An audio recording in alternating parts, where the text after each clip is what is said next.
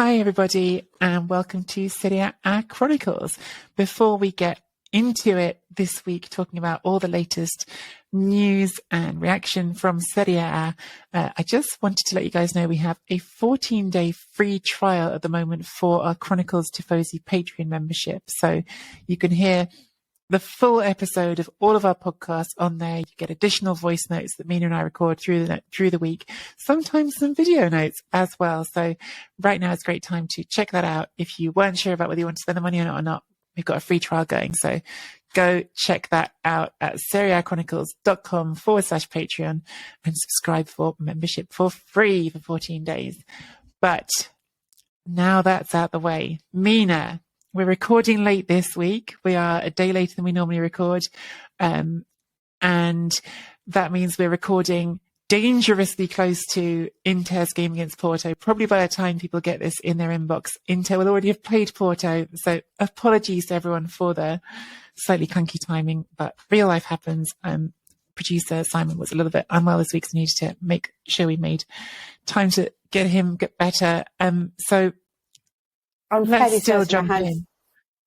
I was going to say, I'm fairly certain it has everything to do with Kumbola being sent off. So it might have been Roma embarrassment for poor producer Simon. God, Mina, do you know what? Like, what a week it was in Serie A. I was about to start talking about Inter right away, but what a ridiculous week just all around.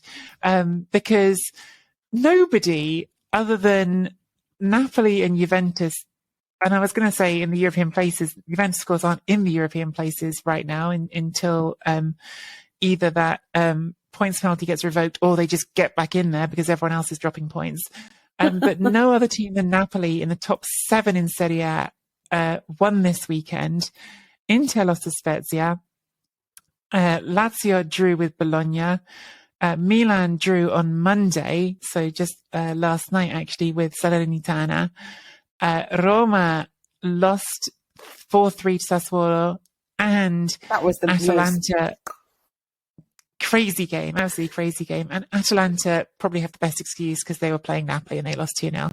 So a bonkers week in Serie A. And I've got on the running order to start with Inter. They are playing Porto, as I say, probably before people have listened to this. But I mean, gosh, I don't know. Was this the most embarrassing of the defeats, losing to Spezia? What do you think, Mina? Actually, no, I don't think this is the most embarrassing one. Just because with this Spezia, it's obviously with Semplici in charge, you don't know what to expect that much from them at the moment. I've always felt like personally Spezia are kind of a good team at home and disastrous away from home. They're just one of those sides that you really don't know how to figure it out against them. And you could say that they're an unpredictable team if you're looking to study them, because we don't have that much of how they're playing under Semplici to go exactly for which points you can go for. But to be honest with you, if you have the squad of an Inter or a Napoli or a Milan, everything's embarrassing if you don't win like these big matches. You know, the only times it's ever okay is if you're drawing against them or losing against each other, you know. But everyone just assumes that when you have such a squad like that, and especially when you're trying to gear yourself up for the big games, I think what's most disappointing, though, is that only 4 teams have conceded more than Inter away from home. And those teams are like Cremonese, Sampdoria, who else is it? Sassuolo, okay, and Salernitana. Those are the 4 teams that have conceded more. They've gone 24 goals away from home. Do you know how many they've conceded at home? 6.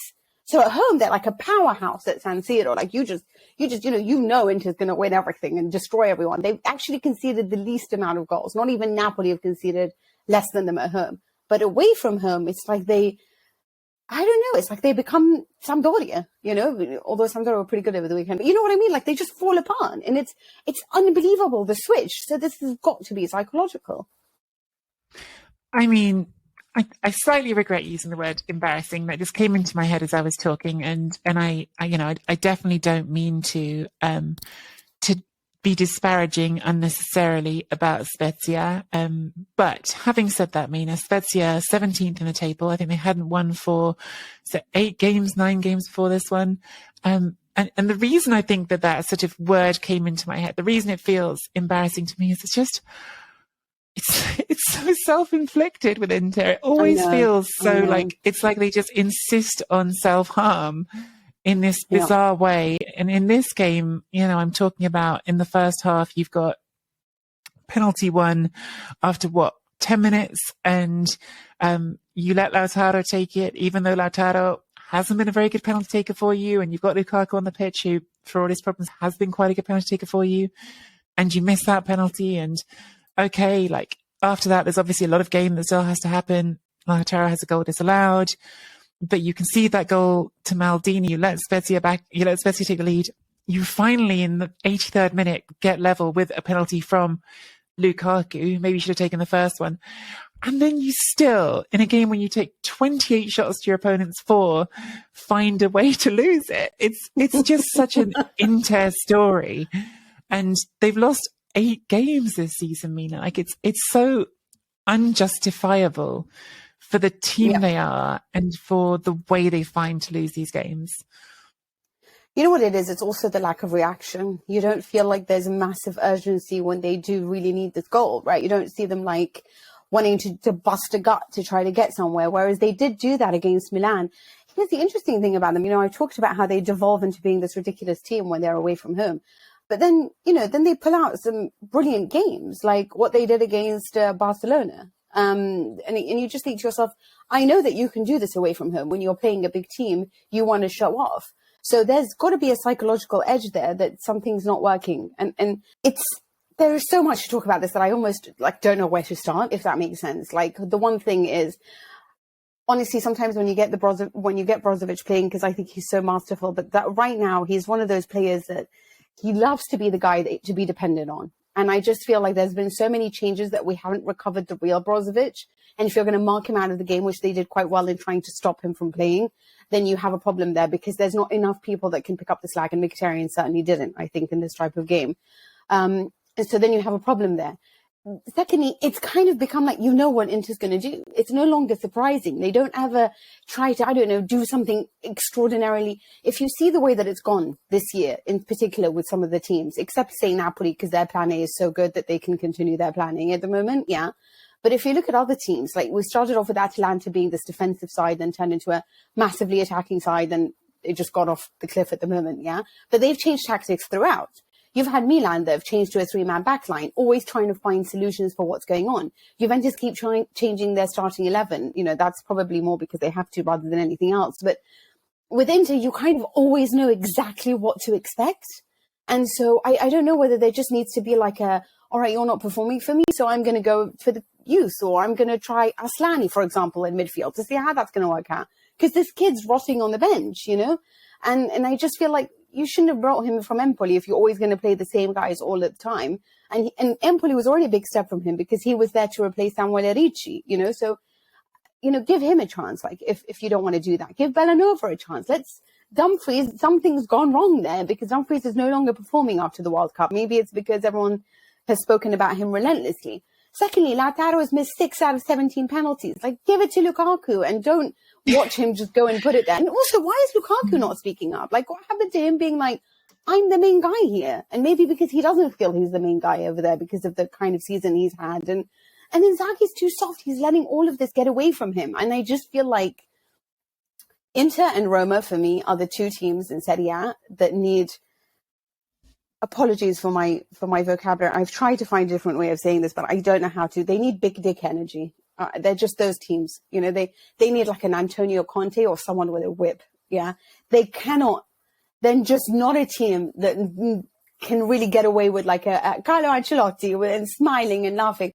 Although right now I do think they need a trip to Disneyland because it just feels like it's such a worrying situation and everyone seems like angry with one another. And so sometimes I think that maybe you should just rediscover your joy for the game rather than it always being such a pressurized situation where Barella looks like he's about to spin off into madness any second. So I don't know which way to go with this, but I feel like there's just so much talent there that's not being taken advantage of. Sorry, I'm trying to say it. No, I enjoyed it. I support the cause because it's an energy, Mina. It's an energy. I think that's yeah. I think everyone knows what you mean with that, and I think that they definitely lack some swagger. I can't get over the fact that the team that is second in the Serie A table has lost 8 games. Now, I know that if Juventus had their points penalty taken away, they'd be second. But nevertheless, second in Serie A right now have 8 losses, which is just an absolutely bonkers number. Like it's a ridiculous number to have after 26 games. And as you've just been saying, like speaks to the sort of bizarreness of the team that they can beat really good teams, because you also couldn't get away with that if you draw a lot, right? You have to win all your other games. You're going to lose 8 of them.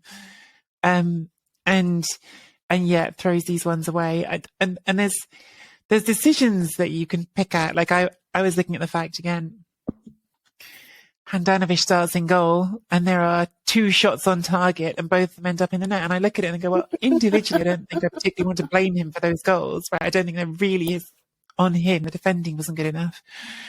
But it has felt like whenever Handanovic is in that goal, if there's a shot on target, it's going to end up in the net. And that's kind of what we changed to Onana in the first place. And that sort of fact only sort of put in contrast to it by the fact you've got Drongowski make some good saves at the other end. But it's just a bizarre, ridiculous team. It feels slightly hard to talk about because this game against Porto is coming up. And look, realistically, Inter, at time of recording, are in a semi-final of the Coppa Italia. They've won the Supercoppa. They're second in Serie A and they're in a last 16 tie in the Champions League, which they're winning. They're 1-0 up. And I've been asking myself, like, what sort of matters the most now for Inter this season? And the obvious answer is, boring as it is, the most important thing left in this season for Inter is finishing in the top 4. You've got to get in the top 4. You've got to be in the Champions League and you've got to make that money. Period. Like, that's the end of it. And so games like this actually are a real problem because the top 4 race remains really tight, even though everyone's sort of falling over each other not to win at the moment. That's going to be a tight race. But having said that, I also don't know if finishing in the top 4 on its own is going to be enough to keep Simone Inzaghi's job. So what's the most important thing he can do for keeping his job? I think it might be getting to the quarterfinals of the Champions League, because then you've got something you can really hold on to, even in everything else that's gone wrong this season, and said, here's some real progress, right? Like, okay, we've gone a bit backwards in the league since I replaced Conte, but we've still won some things. We won the Coppa, won the Supercoppa. They might win the Coppa again this year. But reaching a European quarterfinal is a real, like, no one's done this since you won the damn thing, right? So, like, this is me saying I'm doing something positive. So it's hard to talk about in not knowing how that second leg against Porto is going to go. And again, by the time people listen to this, they're going to know. I'm curious what you think, Mina, if you think he should still be the manager of Inter next season, and what you think would change your decision on that either way. It's really hard actually sometimes, because when you put it, like, I always get really upset when they do these things sometimes where they're like, you know, Inter solidified their top 4 position, you know, Inter's the second and the only team really keeping up with Napoli, and then the next week they lose a game and it's like, Inter, financial disaster, they don't make top 4, and you're just like, oh, hold on, what happened? It's 1 week, it's 1 loss, you know. But here's the thing, if you are a good team, you are measured by a different way, right? And there is the beauty of the game, which personally I think is a ridiculous way to measure a team. It's results, at least. There's a lot of things to look at, you know, how far you get. Managing to be in 3 different competitions at the same time and playing every 3 days can take it out on you if you don't have a big squad, for example, you know.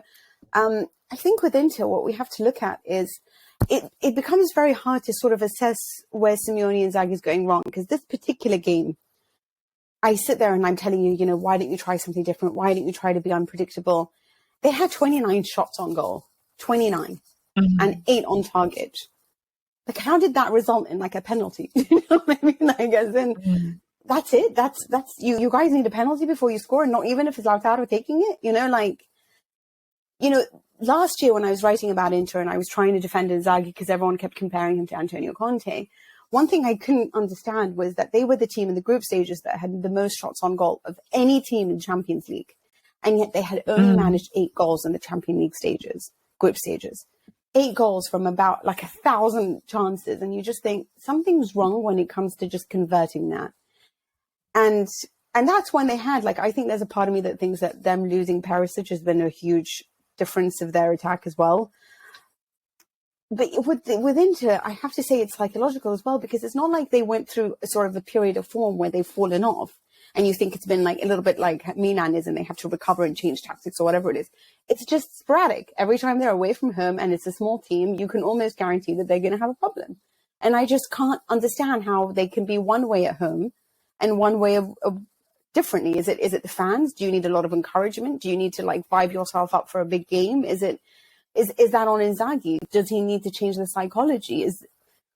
But personally, I don't know how to say, if I'm building a team, as much as I think they're so great on paper, there's just, you know what I mean by this guy that just wants to kill everyone to get the goal, like a Haaland or a Zlatan, if you will, a Lukaku when he first arrived. There isn't really that guy at the moment.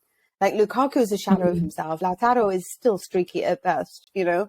There are some moments, like I watched him in Argentina thinking, what on earth are you doing? And there's some moments where he's so brilliant that you think he's the best player in the world. Like, he's just one of those guys that personally irritates me in that way. You know, I don't know whether to depend on him or not. And I feel the same about Rafael Leao and Vlahovic. In fact, all three I wouldn't take on my team, if I'm honest with you, you know? So I don't. And then you look at their midfield and Çalhanoğlu is okay, but again, I don't know psychologically if this team is just unhappy at the moment. And maybe, maybe they just need to have fun. I actually think there's a bigger point here, maybe with Inter as well, Mina, like where, because Inzaghi's under contract till 2024, right? So in theory, he should be there for another year. They may or may not stick with him. I think on balance, they're more likely to than not, but we'll see how the season ends. I actually think like anyone who's thinking that you could just change your manager and click your fingers and fix anything is probably a little bit overly optimistic about the state of this squad, bluntly, because yes, there's some really good players in there. There are. Yeah. There's some brilliant players in there. But at the same time, just going through some of the sort of important players in that squad and their age, Acerbi's been brilliant this season, 35 years old. Edin Dzeko has been fundamental this season, 36 years old. Henrik Mkhitaryan, really important season for him, 34 years old. Matteo Darmian plays regularly, 33 years old. Stefan de Vrij plays regularly, 31 years old. This is not Milan with a mostly young squad. This is a squad with a few young, important players, and young is relative because we're not talking about kids, but middle of the career players. Lautaro Martinez is 25, obviously. Nicola Barella is sort of very much in his prime at 26 years old. But this is not a young squad. And factor in that they're not even sure if they can keep Lukaku because Chelsea aren't just giving him to you. You've got to pay something. Skriniar's leaving.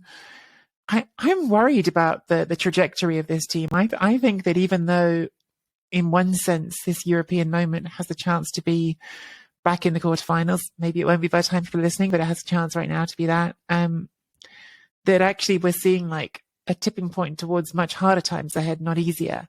Maybe I'm wrong, but yeah, I don't look at this squad and feel particularly optimistic about the next few years. Don't know about you. But if they are a little bit older, like you've just noted, shouldn't they manage the moments better?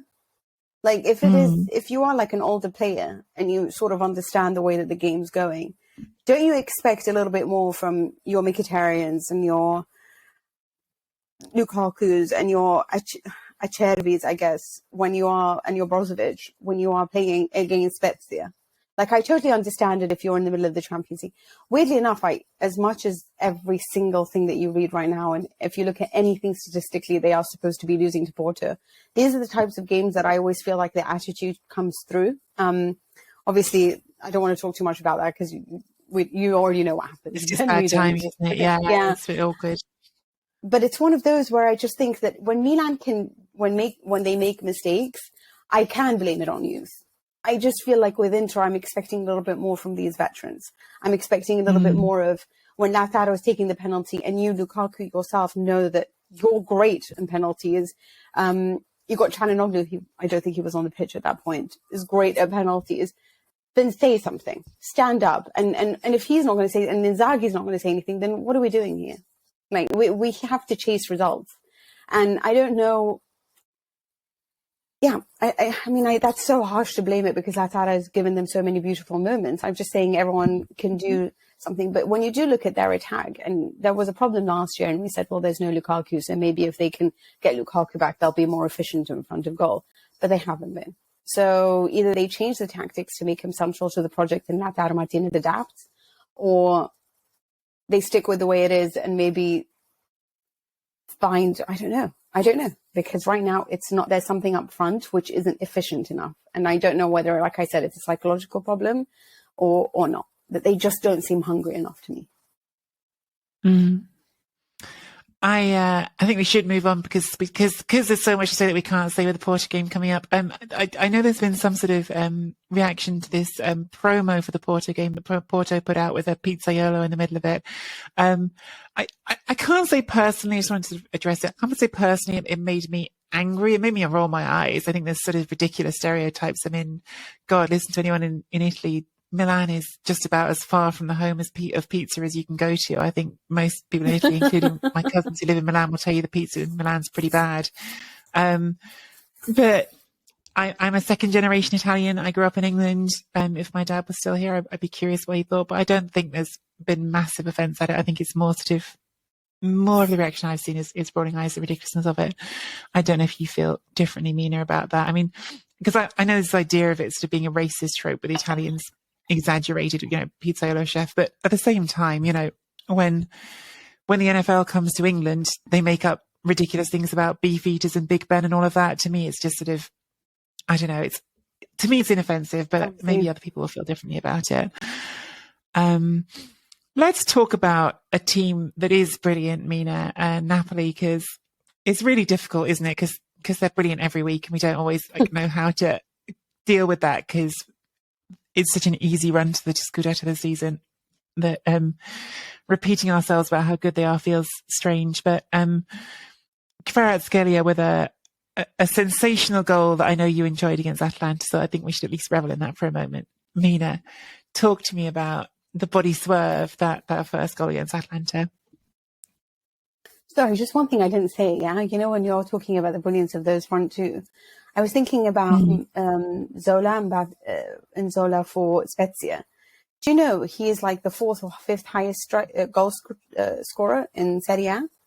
And I'm just thinking, imagine if he played for Inter. Wouldn't it have been like an extra sort of guy who's efficient up front? I say this because of obviously Osimhen and Kvaratskhelia.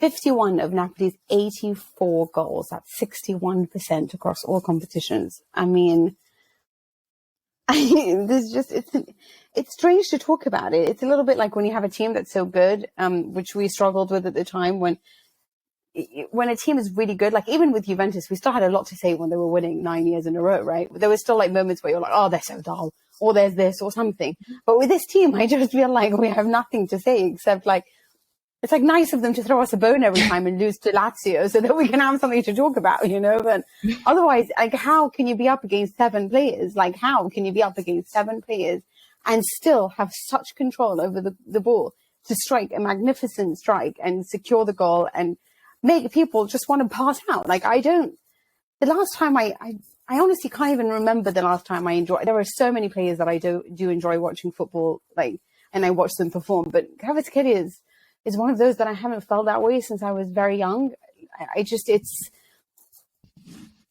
Personally, I was a big fan of Redondo, and they're very different, but it's just this magnetic ability on his feet. They're just amazing. He's just amazing. And that goal is amazing. And you know what, like everything gets wrapped up in how well that they perform going forward. But I also really like to point out how much they actually tackle. I mean, they're just the side that had 24 tackles in this game. 24. I mean, that is a hard-working team. Kim is outstanding. Brahmani, I think, has been outstanding. And this is Atalanta. I know they've fallen off a cliff, recently. I don't know what's going on with them. And they tried so hard to contain them, but it was almost like, no shots on target for Atalanta till the 72nd minute. Are you kidding me? Like, this is the power of Napoli right now. Yeah, Kvaratskhelia, by the way, if anyone hasn't had a chance to see it yet, it's given a really lovely interview to the New York Times. The writer, who's wonderful, has gone straight out of my head. Rory, oh my goodness, yes. What is his surname? I'm so sorry. I'm anyway, wonderful interview in the New York Times. And really interesting sort of listening to him sort of talk about his experiences in Naples, what a dream it's been for him, sort of the way he talked about Rory Smith. Thank you. God, I'm so sorry, Rory, who I've met and spoken to and admire tremendously as a writer, wonderful interviewer. But for some reason couldn't think of his name just now. Sorry, Rory. Probably won't hear us. I think really interesting sort of hearing the way he talked about, Kvaratskhelia talked about Spalletti and what he asks of them and the way he relates to them. And I think it's this sort of overarching idea of things that can sound quite cheesy, right? Of freedom and using your heart as well as your head. And those things are all cheesy. And on some level, of course, a bit ridiculous, but also they are absolutely who Spalletti has always been. Spalletti has always been a little bit out there in the way that he communicates, in the way that he transmits himself to players and to press. And I think it's also sincere. And I think that what always fascinates me in sport, and certainly team sport, is when you see that ideas, whatever the ideas are, because they can be completely different, just strike a nerve and connect from coach to players.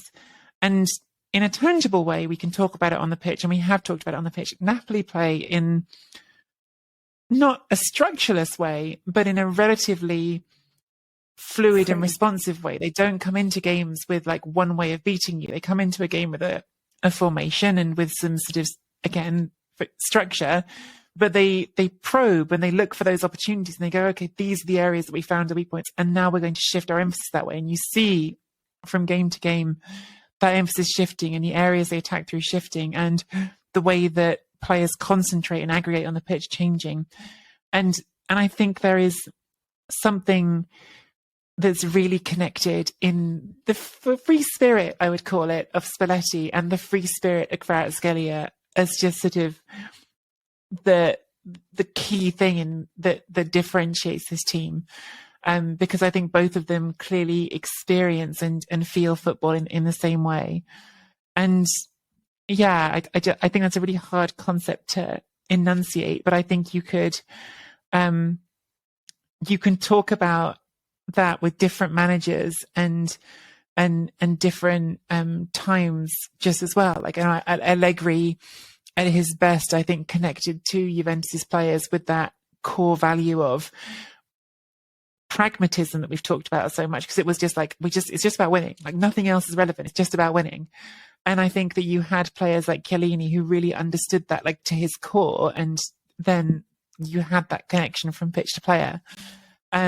And I think that that's a part of why this just works at the moment for Napoli, is those two things. But Kvaratskhelia as an individual footballer is ridiculous. And everyone was tweeting that picture of him before he scored the opening goal against Atalanta, stick it in the Louvre or whatever. And it's a moment, isn't it? Because you've got like three defenders lined up in front of you, like one after the other, and they're all crossing over each other, but they're all in a line because they've all been going in opposite directions.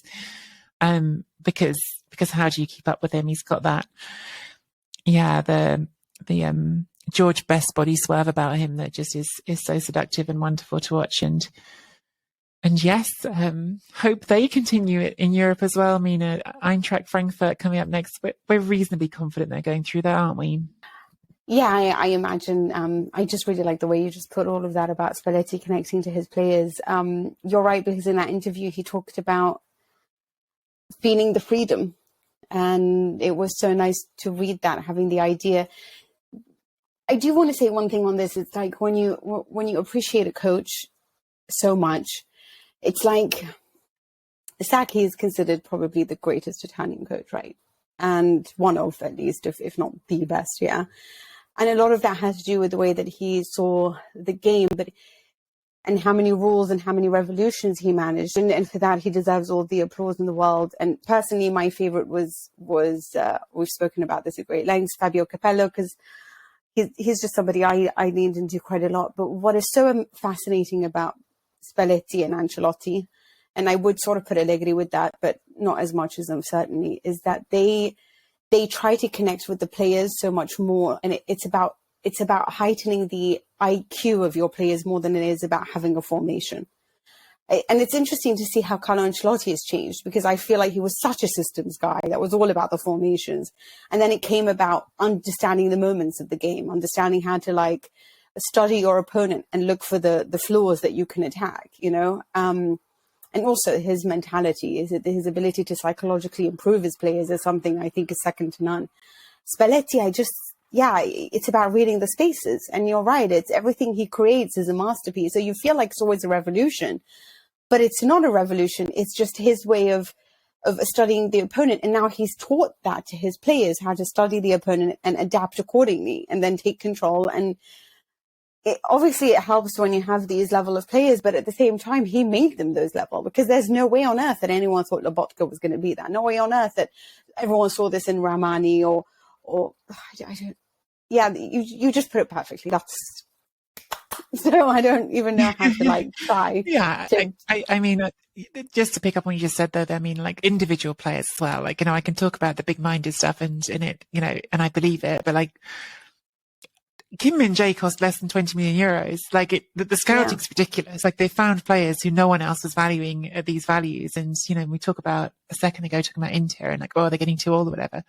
Well, this is how you rejuvenate your squad. Find 25-year-olds who everyone else has not put the same value on as you, who turn out to be brilliant. I mean, I think Kim's been one of the sort of almost underappreciated stories just because of how good everyone else at Napoli is. So he's been spectacularly good for them. And but yeah, people like, who don't put, just quickly, but people who don't put stock in how much a coach changes, like it annoys me when Allegri says all I do is not do damage. But I'm somebody who personally thinks that your coach is worth 70% of your team. I'm just somebody who puts a lot of stock in my coach, because there's just no way Liverpool would have been Liverpool without Klopp. You know, like there's just no way that okay, if you are a brilliant team, then yes. If you are like a stacked team, then I do think, but you know, PSG bought the very best and still can't do anything, right? So that has to do a lot with your management, and I'm not just meaning coach, I do mean scout as well. But when you have somebody like a great coach, I think it makes such an impact on your club, especially when you have a management team that works well. Like Ivan Juric, I think at Torino could do much better if he has a sort of a team around him that actually work with him, rather than seemingly trying to destroy everything he's trying to create, you know? So I just, and even then he's managing to do great work, because I don't think this Torino side deserves to be anywhere near where they are, for example. But yeah, I do think that that's important, but we should speak about Atalanta. Yeah, I don't know how much there is to say about Atalanta, because they're really struggling, and it's, you know, it's sad to see. But I think of all the games after what they've gone through recently, you think their last, was it one win in their last 1, 2, 3, 4, 5, 6 games, 7 games, and of all the games you knew they weren't going to get something out of it, was probably this one, right, away to Napoli. And I actually thought their first half was okay. Like they played all right, but they're not the best Atalanta team that we sort of have seen. We sort of said all season that we were impressed at how, for a long time we were saying we were impressed at how they were punching above their weight. It felt like, brilliant as it was to watch Ademola Lookman scoring all those goals, we were looking around and going, wow, this is a real Gasperini magic achievement to have, to be getting this much out of this group of players. This is not the group that he had a few years ago, where you looked around and saw Papu Gomez and Elicic and you thought, okay, there's some really like difference making players here. And maybe they've just run out of steam a bit, but I think at this point, well, never say never, because the Champions League race has been so calamitous, but they really don't feel like they're trending towards a top 4 spot at all. So definitely was not a surprise to see them lose this game. Yeah, it's interesting because, you know, we talked about Højlund being sort of like the next big thing, and now everyone's like, oh, is he really, you know, like, but it's obviously he's a kid, so please don't anyone. Yeah, he's not a teenager anymore, is he? Just turned 20, but yeah. Yeah, but, you know, people will come after. What I thought was interesting about this actually was Golini. You see, Gasperini is another coach that I think is just one of those that's, you know, like for the museums, like a brilliant coach, like one that his name will never be forgotten. But I do think it's interesting how many guys have seemingly like argued with him, and Golini is one of them, right? So he I was trying to figure out why they hated each other, because they were basically making headlines. And one of the reasons he never said his name, but one of the reasons he said it was a personal reason he left at the time. And then I went back and was trying to like figure out what it is. And this is one of the quotes I found that he had said about Gasperini. We were 6th in the league, 7th in March. Rossi and Berisha were with me. He said to me, I don't know who to play. For me, you are not Serie A level. They say you are from that level, but for me, you can't play. Whoever plays doesn't change anything, but you can't do damage. And I just thought, like, it's so interesting to have this. And then now you're playing for Napoli. Now you're potentially going to win the Scudetto. And you're coming up against a coach that you feel at the time didn't think you were of that level, you know?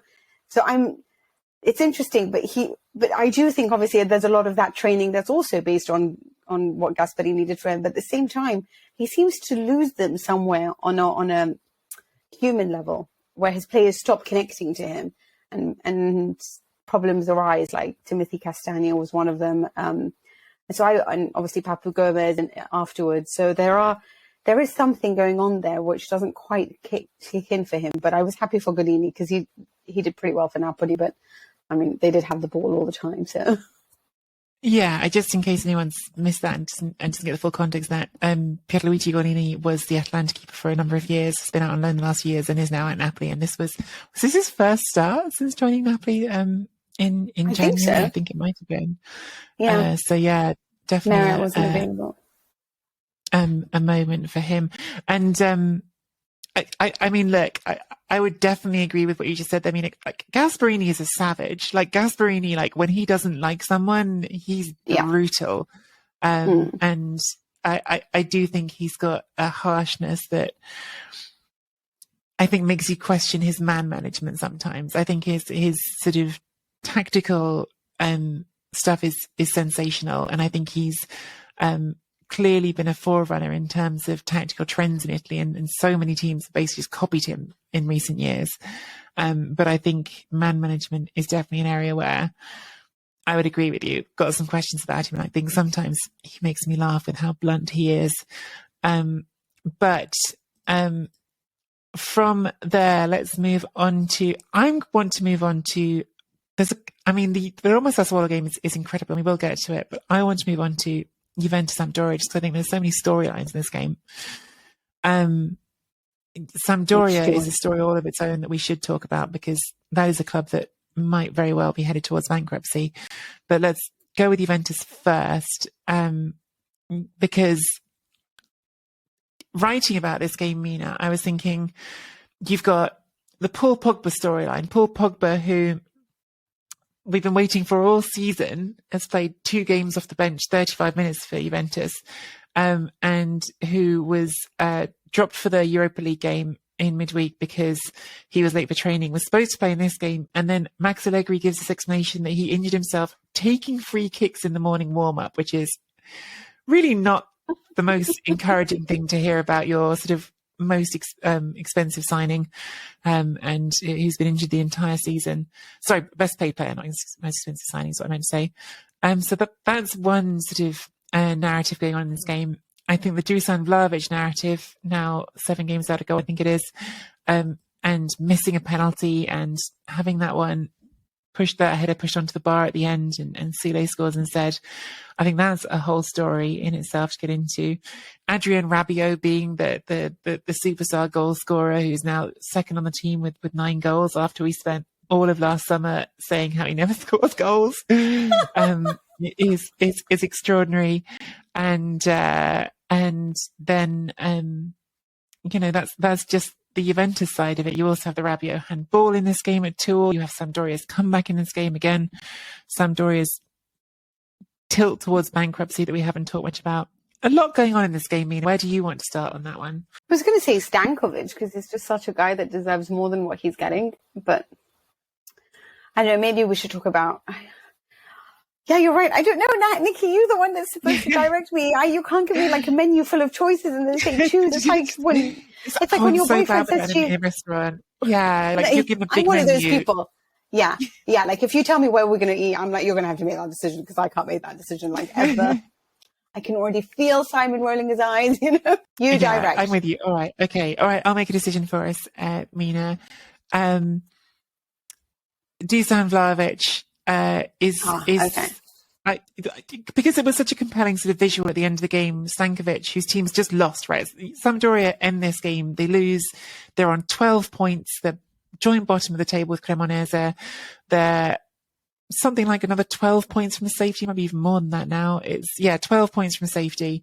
They just lost, and he goes and gives Vlahovic a hug because he feels like Vlahovic, reminds him of his son and needs a pickup. They're obviously both Serbian, so I know there's some of the sort of national connection there as well. But it says something about your 70 million euro striker when the manager of the team is bottom of the league thinks it's more important to console him than to console his own team.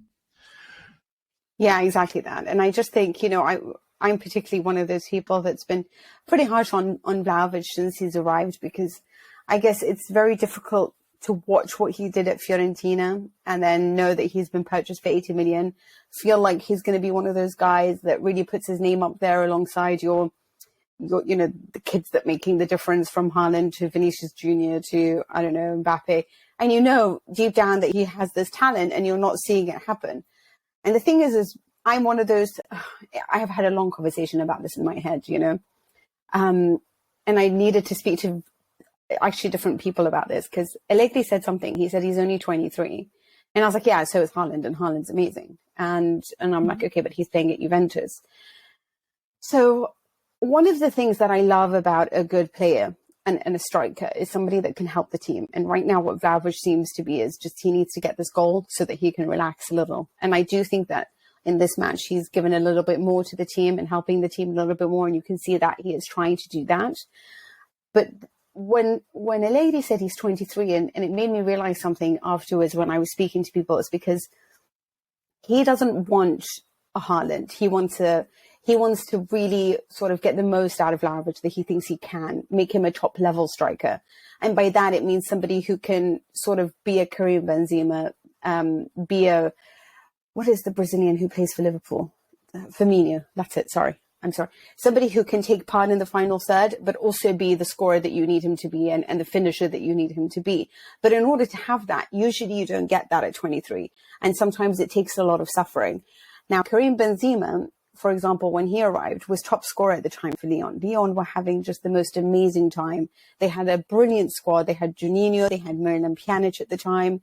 And he just was this kid that just scored relentlessly, which is what made him such a hot prospect for Real Madrid. But when he arrived, he took a lot of time to sort of get to where he needed to be, because he played for a side that played to his skills. A little bit like Vlahovic at Fiorentina. It was a team that created a lot of opportunities and exactly the quick and go, the quick give and take that he loves. And he doesn't have that right now. Even though there's crosses coming in from Kostic, there's, Di Maria alongside him, it's not working for him entirely because it's not a team that creates an abundance of chances. So in order to adapt to that and be this full, perfect striker that Benzema eventually became in his adulthood, it takes a lot of periods, apparently, where you do feel very bad and you don't do very well. At the time, Benzema wanted to go back to Lyon because he was having such a miserable time at Real Madrid, because he just felt like he wasn't scoring enough and he just didn't know how to adapt. But I prefer going through this now and then having this perfect striker in the end than potentially having a one-dimensional striker just for his own development as well. I am never going to be somebody who likes strikers that have to play for a team that adapts to them. I want him to adapt to the team, which is why I've always had an issue with the likes of Lukaku, because I think you have to build your tactics around what he can do.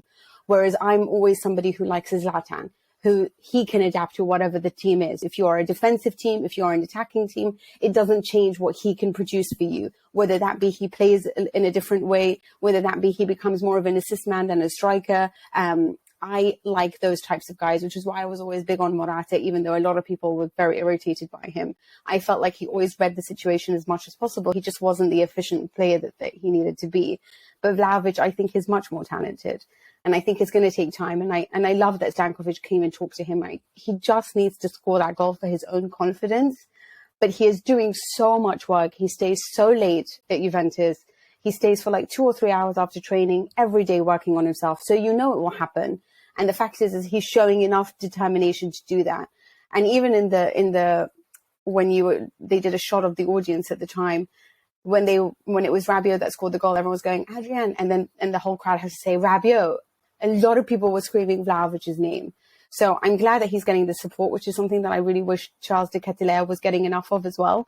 At least the team are helping him. But sometimes with these kids, you have to remember that I know they might seem old in footballing years, but they're still very young, and in their particular roles will need a lot more time to develop.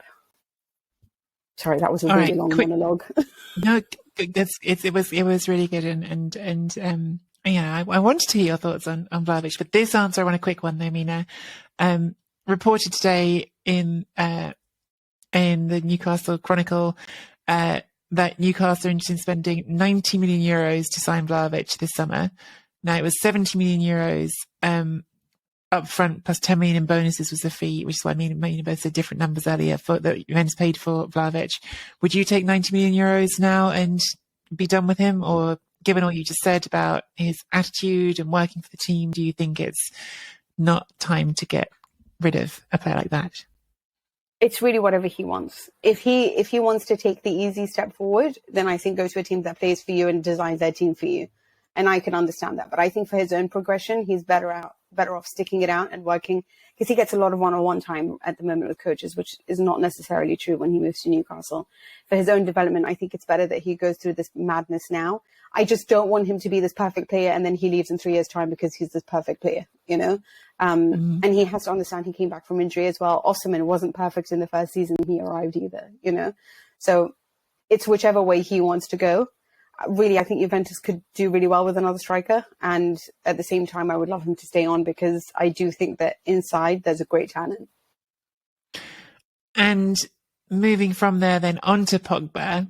Pogba, who is the best paid player at the club, like I said, who's barely played. He's under contract for 4 years on this 8 million euros. That's the sort of the once you sort of taken away his taxes figure contract. Where does this end, Mina? Like, he's under contract for 4 years and he's basically not been affected this year. Is this just terrible luck and it's going to get better? Or is this just a calamitous decision, given that money that you've spent on his contract is basically exactly the money you decided not to spend on Paulo Dybala, because he's injured too much. Like, you said no to Dybala because he's injured too much, and then you spent it on someone who's been injured for the entire season. Yeah, exactly right. I think there was more to the Dybala story than him just being injured the whole time. For sure. But yeah, I do see what you're saying. I think you could say it's bad luck, but there'll be lots of people from Manchester United who say that they've just had bad luck for 4 years with him. So I don't know which way to go with this one. There was a column today in Gazzetta dello Sport. I'm really sorry, I forgot the name of the journalist. But he said it would be really great if he gave up some of his bonuses as a way of saying, I'm sorry. Not that it's his fault, but sort of a way to keep the team and the fans on board, because of the fact that I think people are a little bit angry, not because of his injuries, but because of the fact that he seemed to prioritize France at the time, then didn't get to go. And then when he did come back for Freiburg, you know, a potential game that he could have started, he showed up late. And so it's kind of like at the times where you could have chosen your team, you didn't. So there needs to be sort of a gesture in return. That was the point of the article. I'm inclined to agree with that, although I don't like asking people to do these types of things. It should come from you rather than you choosing to do that. And the sort of examples given were Redondo, who gave up at the time Milan part of his salary because he was injured, and Mario Mandzukic, who left a part of his salary as well. It's very difficult to ask people to do that, but I do think there is a point where you sort of look at Pogba and you thought, we wouldn't have expected that because we were the team that, you know, you loved and we loved you. So we're sort of looking for you to do something and at least don't show up late, right? So we can understand the other mistakes, but I also feel sorry for him because you can't, like, it's not like he wants to be injured, you know? So I don't know which way to go with this one, frankly speaking. It's a lot of money. Obviously mistakes were made. And when you look at what the kids are doing, even though sometimes there are mistakes there, Meretti is one of those guys you can't quite figure out whether he's good or not. It's like a brilliant assist for Rabiot, but the rest of the time he's sort of all over the place. then you think maybe you should just sort of invest a little bit more in this next gen team that seems to be producing a lot of talents, with Sule getting his first goal. Yeah, but definitely the big positive, I think, Juventus in this game, winning it with such key contributions from, as you said, Sule scores the last goal. He's 19 years old. Miretti had a really good game, I thought, just behind Vlahovic, 19 years old. Fagioli in midfield, 22 years old, had an assist. Baranchea starting the game as well in midfield, 21 years old. Definitely terrible, though. He was terrible. He was, yeah, I would say out of that group, having named all of them, the one who perhaps didn't quite live up to the rest of them, but still really positive to be able to win a Serie A game in using all those young players, even if it was against a team, Sampdoria, who are having a miserable season. They showed a lot of spirit in this game. They were 2-0 down very quickly and then scored 2 goals inside 72 seconds in the first half, to back level at half time. Tommaso Agello took his goal really well, I thought, and Juricic, I thought, had a really nice first half. Juricic, of course, we know he can do things. He had a good season, a good couple of seasons at Sassuolo. He's a good dribbler, and I thought there was periods in the first half when he was really getting on top of that Juventus defence. Stankovic is doing his best in extremely difficult circumstances there as manager. To talk about that, because we probably haven't talked about it enough on the show this season. Sampdoria are effectively on borrowed time right now, because they were threatened with a points penalty very recently because they hadn't paid their players' wages for effectively the last 3 months of last year, and they came to an agreement with the players to just not pay their salary for December, which allowed them to avoid a points penalty, but they were still given essentially 120 days to save the club, because they've got 200 million euros of outstanding debts, and that needs to be either repaid or restructured. And at the moment, it's very hard to see how that's going to happen without the club being sold. And it's also very hard to see where a buyer for the club's going to come from. You've got a surreal, messy ownership situation, because Ferrero, the famous eccentric film producer owner who took over from Garone in 2014, I think it was, he stood down at the end of 2021 because he had been charged with corporate crimes relating to his other businesses. And frankly, that whole legal mess is its own podcast we would need to do to talk about everything that's going on in his legal situation. But the important part as relates to Sampdoria is that he was in December 2021, when he was charged with these offences, he was legally barred from being a director of the business. So he had to stand down from being club president, and Marco Landa stood in to replace him. And as of the end of 2022, the end of last year, Ferrero that's lapsed, the bar on him being the club president. So he's still the majority shareholder, and now legally could be the club's president again. But so far, the existing board is going, well, we don't want you to be the club president again. And so you're in this bizarre standoff with the majority shareholder, just openly critical of the existing board, openly taking shots at them, wants to be back in sort of that presidency of the club. The fans don't want him back. You've had federations of the clubs, the Fede clubs came together and wrote to the Italian Football Federation, to the Lega Serie A, to the Italian Olympic Committee, saying, intervene, basically. Don't let this man be back in charge of our club. Look at his everything he's got going on. Is this someone you want to be an owner in Serie A? And against all that backdrop, as I've said, they've got until, I think it's 2 days after the end of this Serie A season, to come up with 200 million euros or restructure that debt, or their creditors can force them into bankruptcy. And at this point, it's really hard to see almost why a potential buyer would choose to take them over and take on that debt, 200 million euros of debt you'd have to resolve, rather than just letting them go bankrupt and then doing what we've seen in Italian football many times, which is wait till they've gone bankrupt, then you buy the club's name, you buy the rights, you can eventually rebuy the history even of the club and start from non-league again. And that's the more likely scenario than the club disappearing forever and being gone. but it's a very tangible possible scenario now that that's where we're headed to, that the club at the end of the season will not just drop to Serie B, but will effectively disappear, restart under almost certainly a slightly different name to begin with, and go from there. And it's not done. Like I said, they've got until is it June the 6th? It's 2 days after the end of the season. They have until and things can and do change quickly in football sometimes. But I just can't imagine how difficult it is for manager and players under those circumstances to keep giving the best of yourself, basically, when you've got open warfare between the club's board and the majority shareholder. You've got this threat of bankruptcy. Oh, and to sort of add on to the sort of the things going on with Ferrero, some really dark things happening as well. I mean, they've had I think we did touch on this, didn't we, at last podcast? They've had a pig's head delivered to the club ground with Ferrero's name on it, saying, your head will be next. They've had bullets delivered to the club's ground, addressed to him. So there's some really dark stuff going on as well. It's a really sort of nasty situation that Sampdoria find themselves in, and very hard to be optimistic for where it ends at the moment. Can I just say, Yeah, do. I was going to ask you to say anything. There are people who are interested in buying Sampdoria. From my understanding is he won't sell it until he gets the amount that he wants, which is why it's open warfare.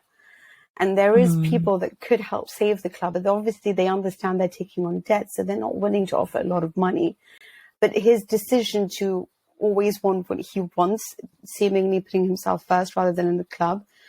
Obviously, we live in a romantic world where we want people to do the best for the clubs, but at the same time, he wants to make money. Isn't that the case, but also why there is all these problems with ownership? Because he needs a specific amount. I'm not, don't quote me on this, but I feel that I know that there are people interested in Sampdoria to buy Sampdoria. And the reason it's not going through is because Ferrero needs to agree to it. So I don't know what's going on there from that level and point of view. But, we talk a lot about coaches and, them having to suffer with injuries or them having to suffer with various different problems that go on, Allegri and his 15-point deduction and trying to get the team on board and trying to get something out of it. But what Stankovic is going through is truly something out of this world. And to still have the time to sit there and go and talk to Kostic, talk to Vlahovic. And not only that, just his management of a player like Rincon, which you could see on the sidelines, the advice that he gives him and the way that Rincon has been performing under him. His intelligence, his IQ is now really shining. I mean, he was always a very good player at Torino, even at Juventus, But just seeing and having Stankovic there to pass on his tactical wisdom. He was obviously a great player himself. Even if Sampdoria go down, Stankovic is a person that I really hope can maintain a position in Serie A, because I think that he deserves to be coached, because the way that Sampdoria played, the way that they came back from going 2-0 down to coming back to trying to score me, psychologically, they're still there. And it's amazing to feel like this is a side that doesn't feel down and out, considering everything that's going around them. So on that level, maybe tactically there are things that he could do or change, but we're talking about a really tough situation. But if the psychology is there, then I think he deserves a shot at the big time after this. I am aware we've been running a really long time. Producer Simon is giving us a little nudge on time right now. We can't go without at least talking about Roma Sassuolo quickly, because it was an extraordinary game and we haven't got to it yet. Roma Sassuolo, Mina, just bonkers. Wake him up if he wants to.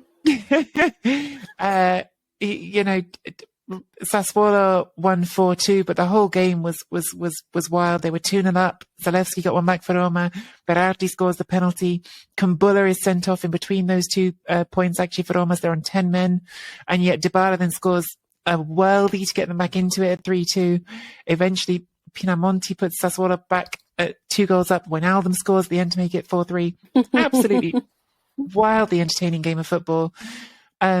I don't even know where to start with it, other than to perhaps say, I think Lariente who scored the first 2 goals for Sassuolo is the real deal. And I think he's going to be heading somewhere this summer if he keeps this up the rest of the season, because lately he's been really impressive. And I think this was definitely his show at the start for Sassuolo.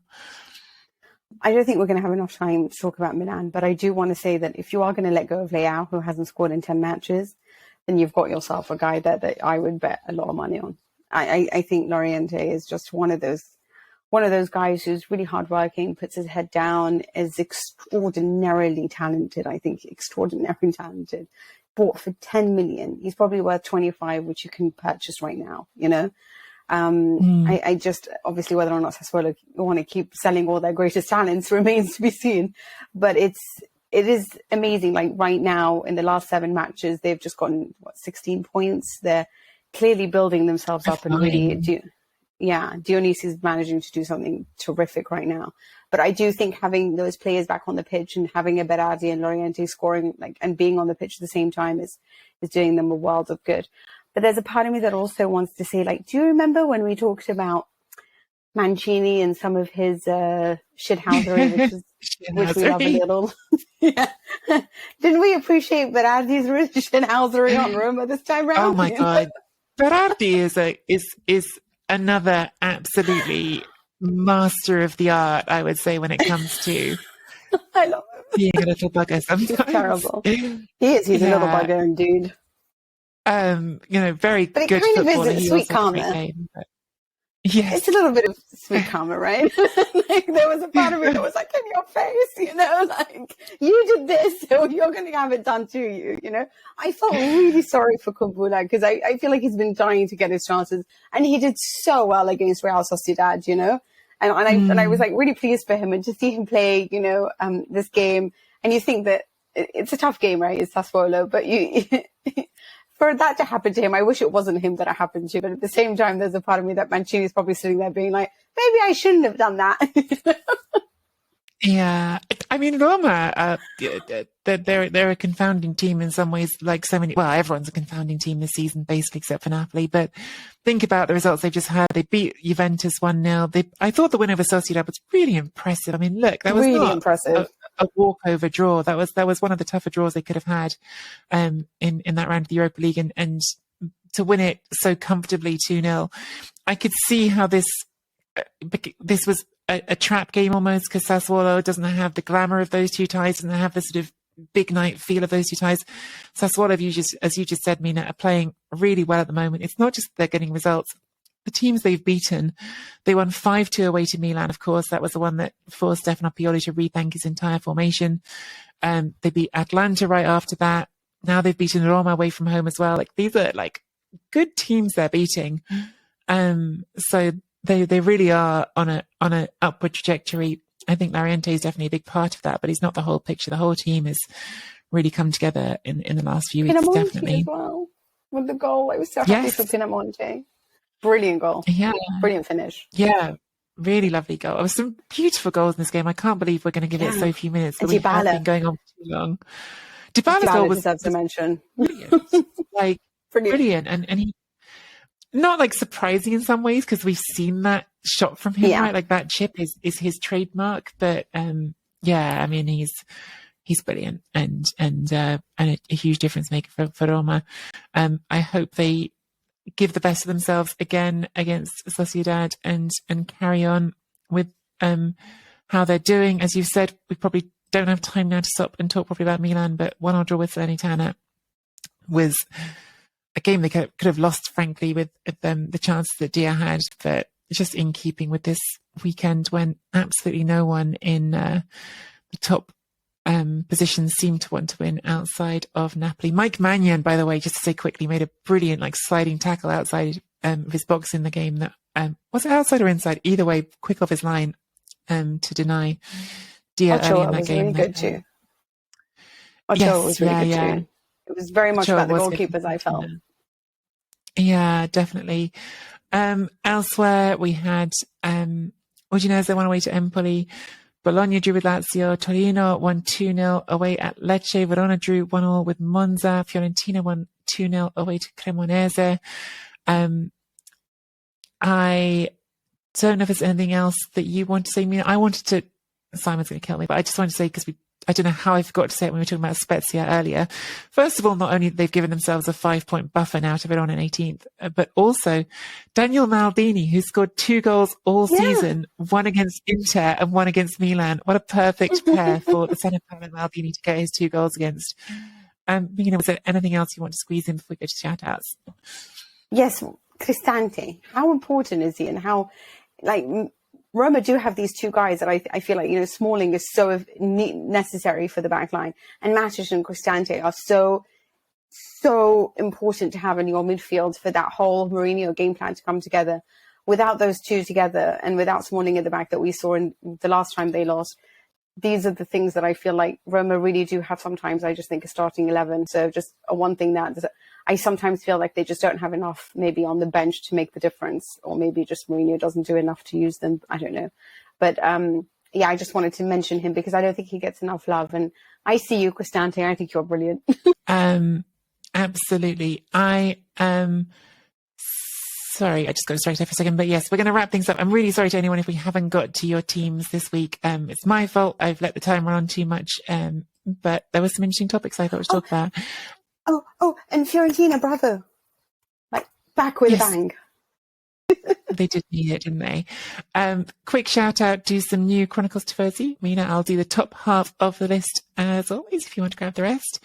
So yes, thank you to new Patreon subscribers, Chronicles Tifosi, Tarek Al-Jaber, Ben Sully, Ben Noble, and Pete Fry.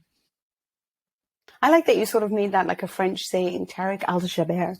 I think I've probably murdered poor Tarek's name. I'm very sorry, Tarek. I wouldn't know how to say it, Al-Jaber. Anyway, Anthony Kennedy, thank you very much. Brian Ullman, Christine, and Davide Carta.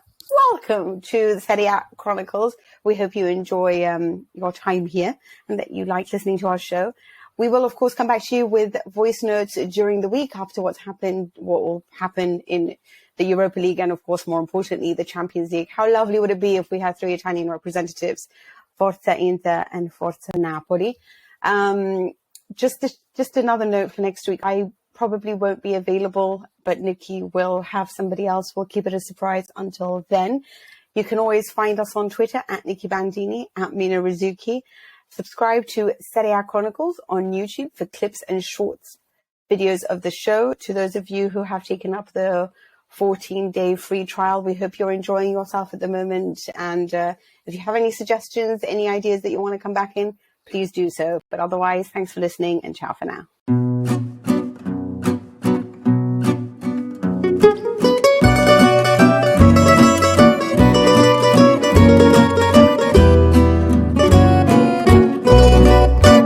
Serie A Chronicles is a Media Chronicles production.